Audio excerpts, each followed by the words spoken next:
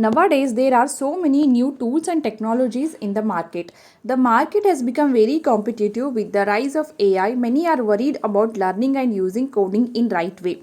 If you are new to coding and confused by all this programming language in the market, I totally get it. It's easy to get stuck jumping from one language to another and feeling like you are getting nowhere.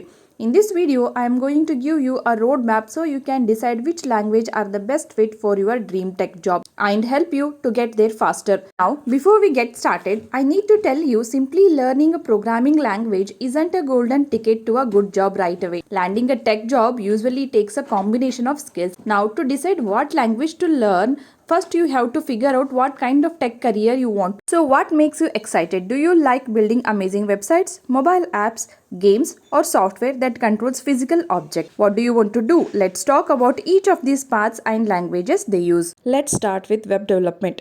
If you want to build beautiful websites, this is the right path to choose.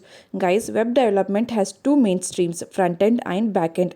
Front end development is all about what the user sees and interacts with, whereas backend development works behind the scenes, database, servers, and the logic that makes everything work. In the front end, your key tool will be HTML, CSS, and JavaScript. With HTML, we can structure our web pages and their content. With CSS, we can make them pretty. And with JavaScript, we can make them dynamic. So, we can respond to user actions like click and drag and do cool things. For the backend, we need to learn JavaScript, Python, Java, PHP, C Sharp, and so on. Friends, as you can see here, if you can learn JavaScript, you can use it for both the front end and back end development. So you don't need to learn one extra language for back end development.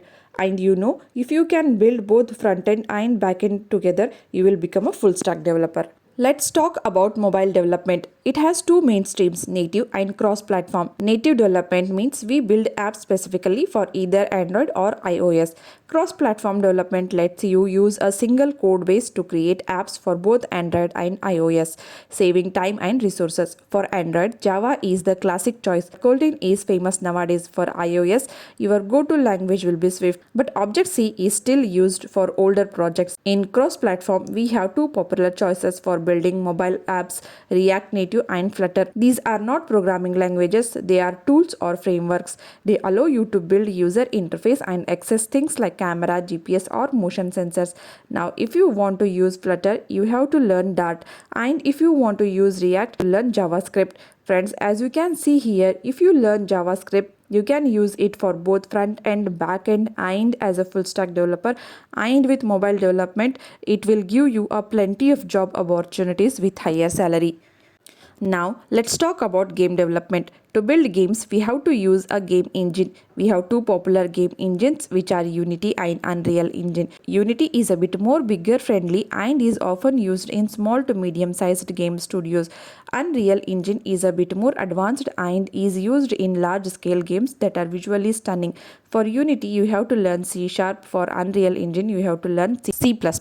Now, let's talk about embedded systems. This field is all about building softwares that can control real world objects like smartwatches, self-driving cars, medical robots, appliances, and so on. Here you need to know about C and C++, which are the true languages for embedded systems. They let you talk directly to the hardware for maximum control, but you can also learn Rust, which is a newer language. This is all about safety and speed. Rust is preferred for making sure your smart devices work perfectly without errors. Now let's talk about AI and machine learning, a field that is rapidly growing. There are a lot of new AI innovations in the market, and who doesn't know about Devin and ChatGPT? If that's something you are excited about, then you will be required to develop a set of algorithms and train AI models on them.